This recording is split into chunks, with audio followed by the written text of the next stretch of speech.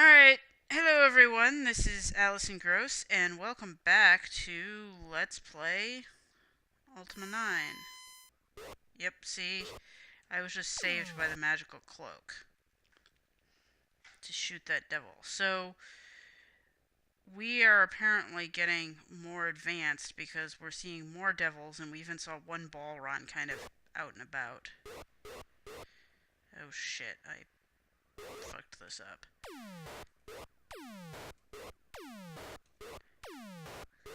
Why don't you get in line, you... jerk off.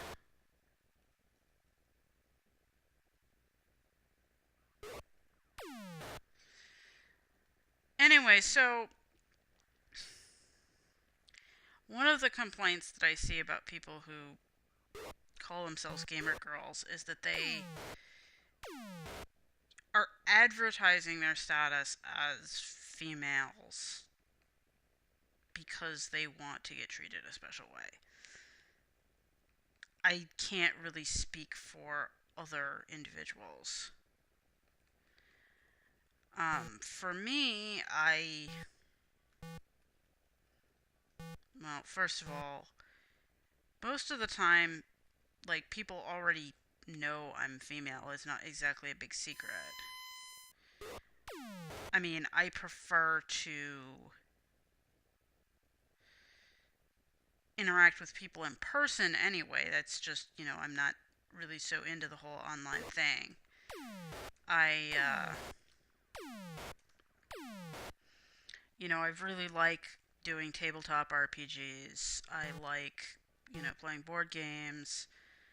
I like, having friends, like, hang out at my house and play video games and stuff like that. Or, like, we all go to a barcade and play on the arcade machines there or something. So, it's not like most people that I would be interacting with would already know what my gender was. And I don't know if you can tell from my voice. I know that I have kind of a lower register of voice. I am not a soprano.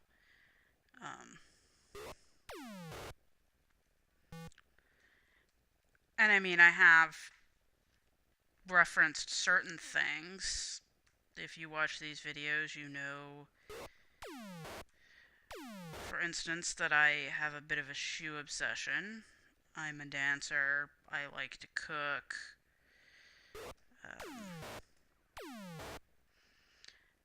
Stuff like that probably would mark me as female, but I don't, like, overly focus on that. It's just like, oh, hey, when that comes up. I don't want to, like, just like, I'm not really trying to advertise my gender. I'm not, like, I don't want to be ashamed of it or hide it or something either.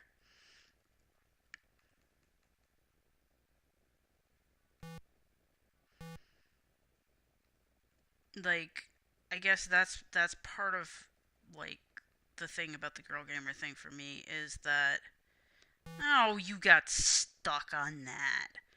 Of course you did. You know what? I want to get some more money so that I can... Okay, wait, you do come down here. Well, no, you get stuck over there too, because you suck that way. Geez, this place seems to be about out of monsters, which is kind of amazing.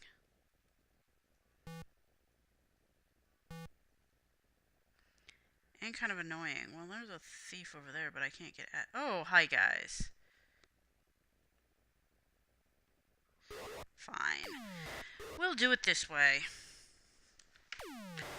And actually, that should get me some more money. I just wanna, get some more. Because you can give this dude up to, like, 900 gold pieces.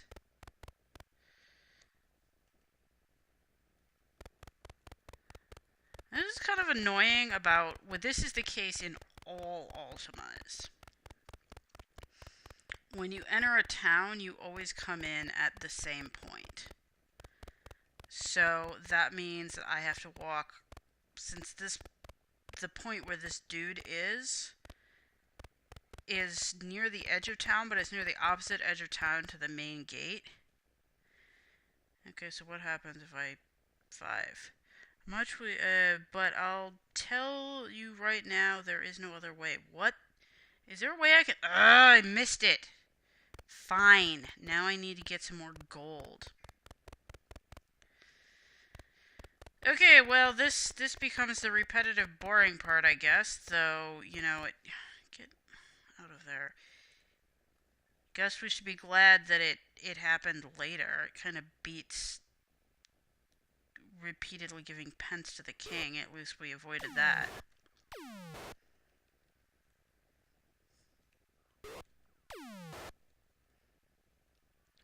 And even, like... You know, I used to play World of Warcraft. I stopped that a while ago because it's just way too, like, time-consuming and, you know, honestly gets kind of boring because it's so repetitive. I say, as I play this very repetitive game. But at least this has a definitive endpoint at some point.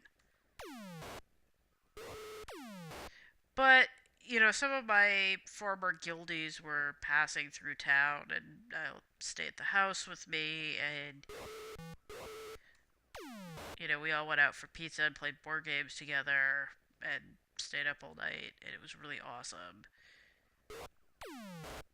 You know, I get a lot more out of in-person interactions than I do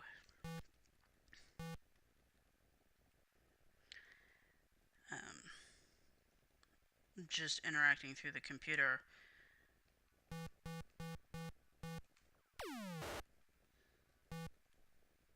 Which is why oh, hello.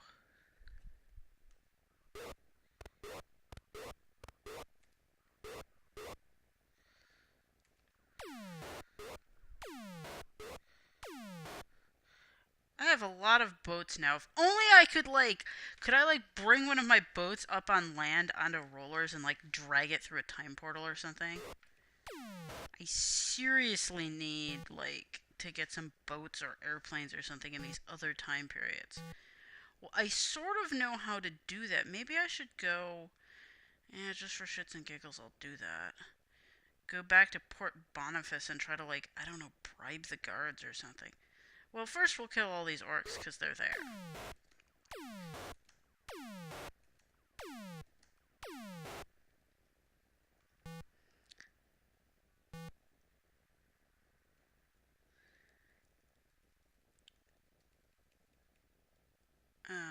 That's not the thing that I want.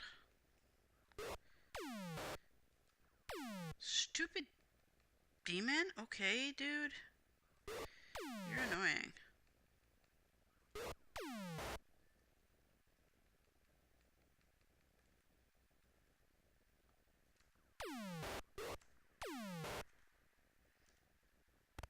You know, I'll just save just in case. But, like, it's a really big deal to me. I mean, the term gamer girl is not a big deal to me, but being both a female and a member of the quote-quote gamer culture is a big deal to me. And when I talk about gamer culture, I don't just mean, like, yes, I like video games, but as I was just talking about now, like, if you've...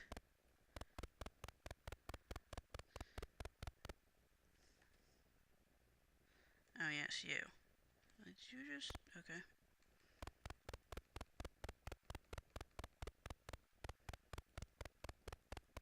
Port Boniface, yes. Hi, dudes. Are you following me?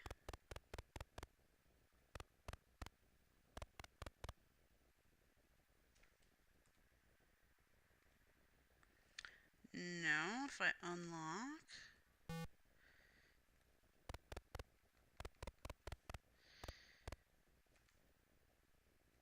transact with those guards.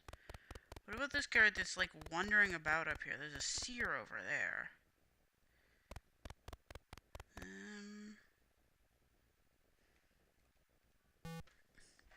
No keys that fit. Zats. I still have no keys. How the fuck do I get keys? Okay, I'm level 9 by now. I still haven't gained any... Well, I haven't gained anything. I have so much of this stuff. Helms.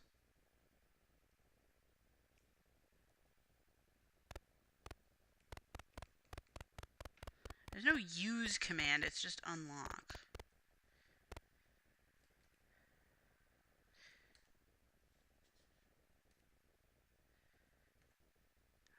Okay.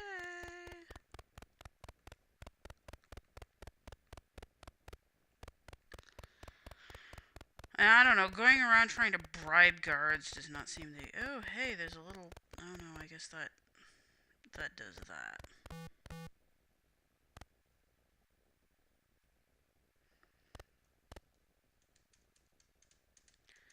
I mean, I don't know. I think we can conclude that we're not going to have to bribe any of the people that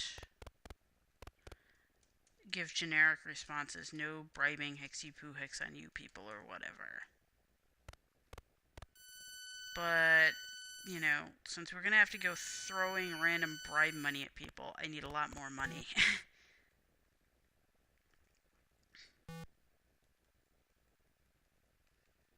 And the fact that this continent seems to be running out of monsters is an issue.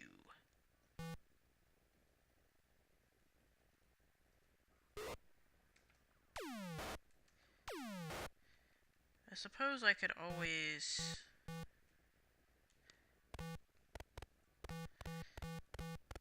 just go in this dungeon to see what it's like.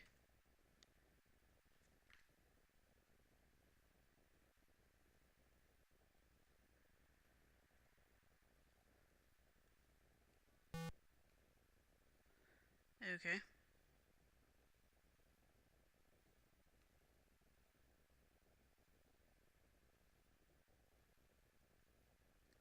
There's the ladder up. What is that? Just like stones on the wall? I thought there was a door there. No, I guess those are just stones on the walls.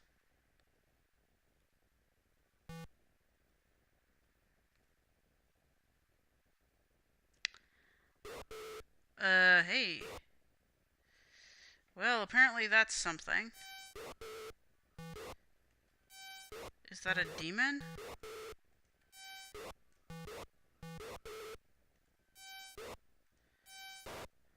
There we go.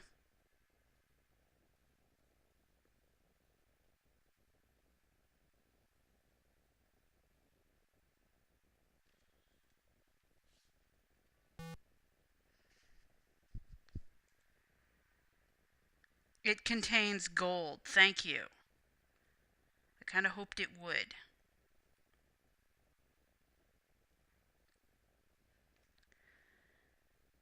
Anyway, what I was saying is, you know, I like... You know, it's not just that I play video games. I also play... tabletop RPGs. Oh, hey. Yeah, right, it's not directional. And board games, and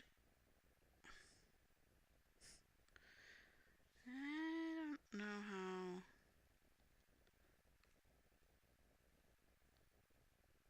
many torches I have, so maybe I should be getting out of here. 'Cause if you get stuck in a dungeon...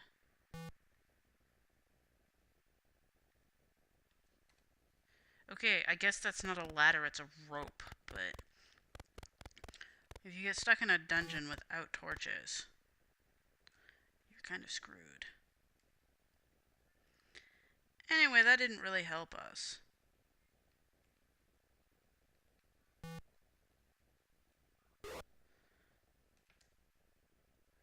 Um, yes. And while I don't actually play any CCGs right now, I was really into Magic the Gathering when I was in high school. I also don't play any like war games like Warhammer, but I am really into like war game miniatures and stuff. I participated in the recent Reaper Kickstarter, and I'm like super excited waiting for my stuff from that to arrive. And there's also a really awesome Kickstarter going on right now that's like for this miniature group called Raging Heroes that are trying to make these really cool like female army miniatures, and I really want to like sign up for some stuff from that, but it's so freaking expensive, and I'm like, hey, I could sign up for this, or I could try to purchase a sink for my house. Just so you know, I've been without a kitchen sink or a bathroom sink for like 2 years at this point. Oh, here's where all the monsters are. But, you know, the whole like miniature painting and stuff thing, like I find that really cool. And I'm also like, in addition to playing all these different types of like game things, I'm also like into heavy metal and into sci-fi and fantasy literature and sometimes movies. If I am into any movies, I kind of don't really like most movies.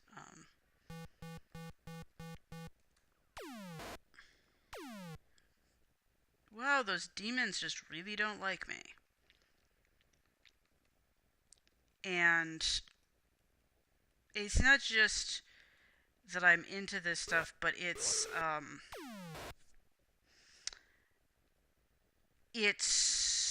always been a huge part of my life. When if you watch Spoonie's thing of Ultima 9, he has something where he kind of goes on this large tangent about how. Yep, I can sail around just fine while my legs are paralyzed. Thank you, guys.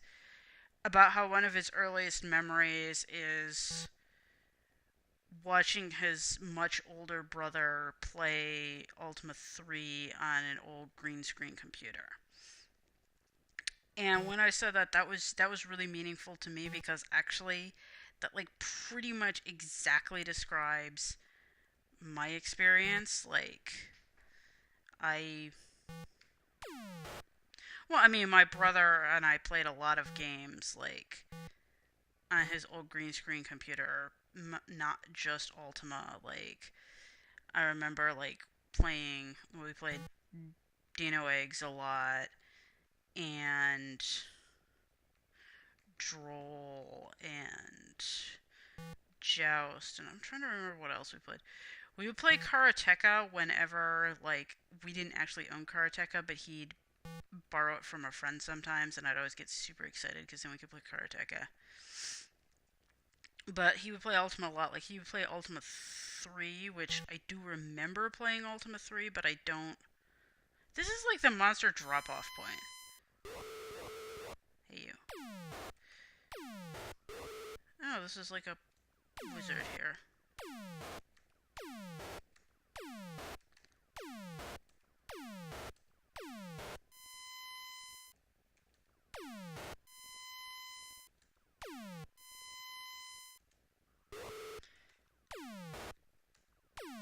I do remember parts of Ultima 3, but the one I got really into was Ultima 4. Like, I remember I was like 4 or something. Maybe I was 5. when Ultima 4 came out or when my brother got it and he brought it home and he's like, "Hey, guess what? I have a new Ultima game." And I was so excited and he's like, "Let's boot it up and find out what the battle music is cuz like we love the battle music from Ultima 3." And that was the big thing. We're like, well, "Let's find out what the battle music is." And like when I was 3, he would, I would hang out in his room. He was 10 years older than me. So I would like hang out in his room and he'd like play Black Sabbath and like read me his comics and stuff. That's actually how I like sort of learned how to read, at least to a certain extent, was like, he'd read me comics and I'd like follow along in the word balloons and stuff. And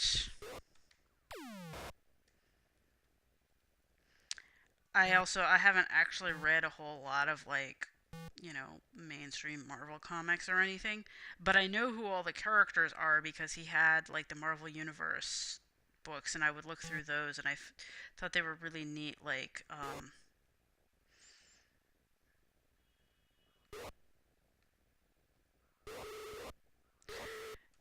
all of the different like weird costumes and stuff.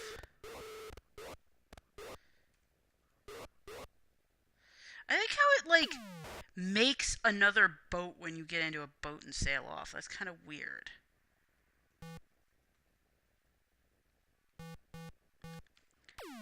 And then when I got a little bit older, I don't remember how old I was, 9, 12.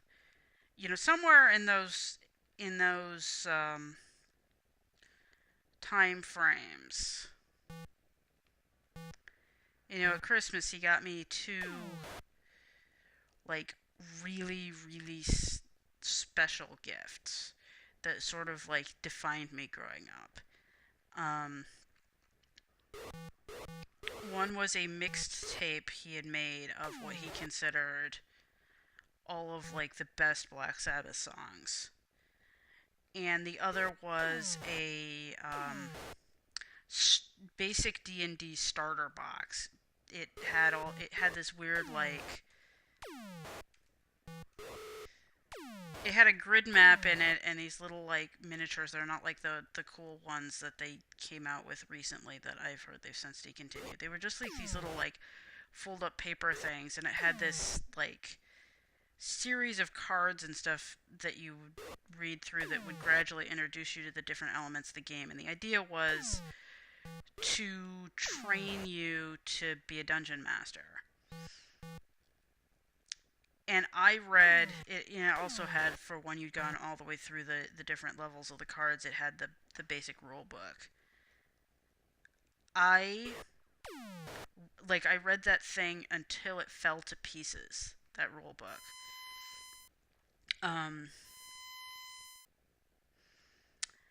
But and this is part of the thing. I mean, these days, it's becoming less uncommon for women to participate in these subcultures.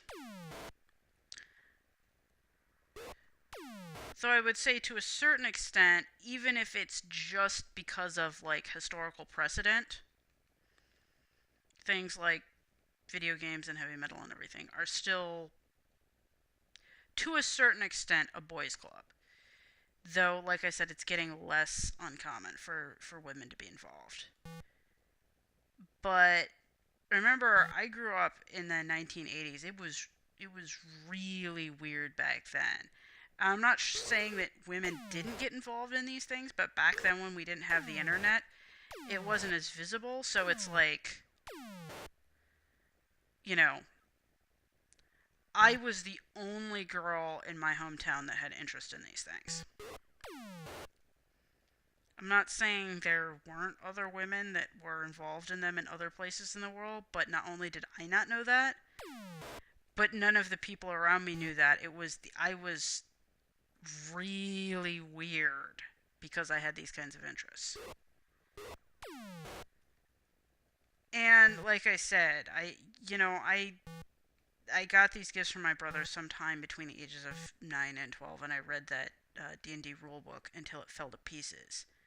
The first time I ever really played a game of D&D, I was in high school. It took me that long to find anybody who would even, like, try playing with me because, girls were like, oh, that's stupid, and guys were like, you're a girl. Why would we do that with you? So, I mean, that's why, and like I said, if you don't like the term, you don't have to use the term. But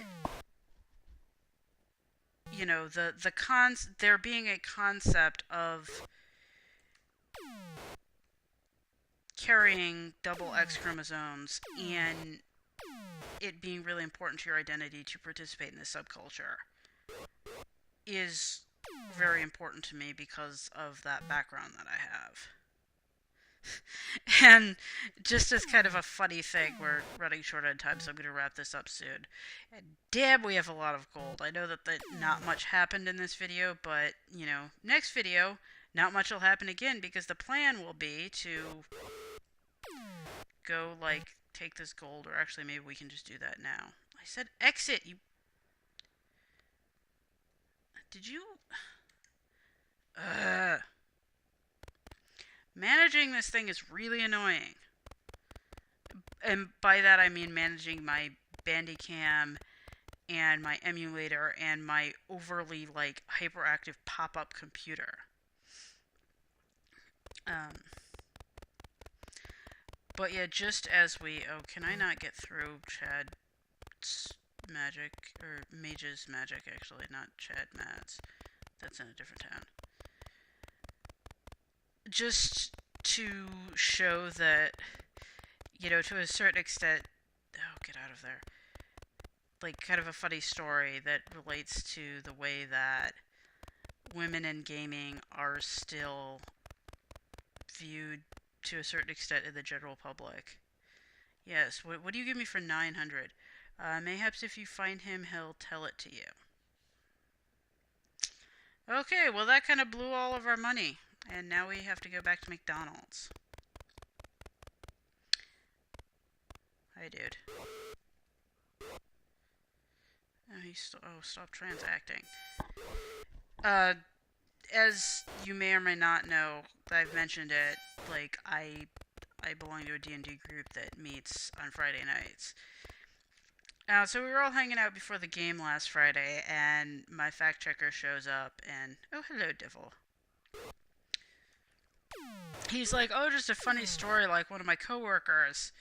He said one of his coworkers asked him, like, oh, hey, what are you doing tonight? And he's like, oh, I'm going to play D&D with some friends. And the guy goes, do your wives allow you to do that? And the reason that this is hilarious, not just because, I was there, so obviously it was not a non-female zone, but the dungeon master of this particular campaign is actually the wife of one of the players. So we found that very amusing. And our group is actually, when we have our full group there, it's balanced 50-50. It's the birth mother of the dungeon master's kids actually has gotten roped into playing with us.